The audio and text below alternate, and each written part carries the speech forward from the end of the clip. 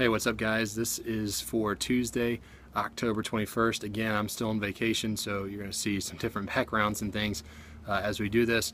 But a couple of announcements would be there tomorrow night. That's really the only announcement, because Brother Jim is going to have some extended announcements about some of the things that we'll be doing and what's going to be going on. So make sure you're there tomorrow night for Aftershock at 7, and that way you can get those announcements and have those ready. And then we'll talk about those and remind you about them throughout the rest of the week and the weeks to come.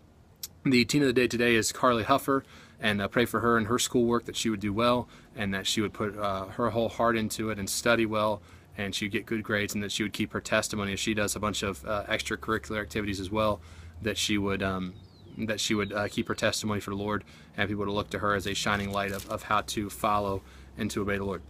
The devotional thought today is going to come from John chapter 13, and you have to think about what's just happened in John chapter 13. Christ has taken his disciples up to an upper room, and he is going to teach them about servanthood. Now remember who Christ was to the disciples.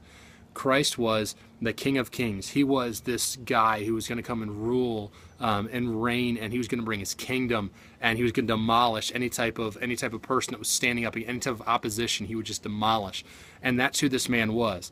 Now, the other thing to keep in mind is that back in those days, they didn't have paved roads or sidewalks. They had dirt roads with stones and all those things. Some of the nicer highways had stones laid out, but for the most, or cobblestones, but for the most part, it was just dirt and gravel and all that stuff. Well, that's what these men have been walking around, and they didn't have Nikes or Air Jordans. All they had were sandals, and so your foot was open to the elements besides the bottom of your foot. And even still, a rock could get in there and cut your foot and all those things because it was just so cheaply made. So keeping all that in mind, John chapter 13, in verse 4, it starts off, "He riseth from supper, the Last Supper, and laid aside his garments, took a towel, and girded himself. After that he poureth water into a basin, and began to wash the disciples' feet, and to wipe them the towel wherewith he was girded."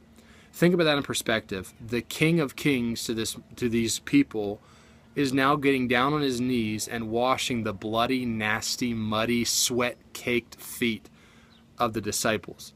In our day and age, we don't much think about people washing our feet because it's not normal, but in our day and age, someone who is of high authority, we honor and we wash their feet, quote unquote.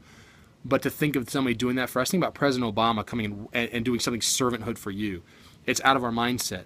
But here's my challenge for you today. If we are to be like Christ, and Christ was willing to serve anybody and everybody, who are you going to serve today? Whose feet are you going to wash today to show the love of Christ to them? I love you guys.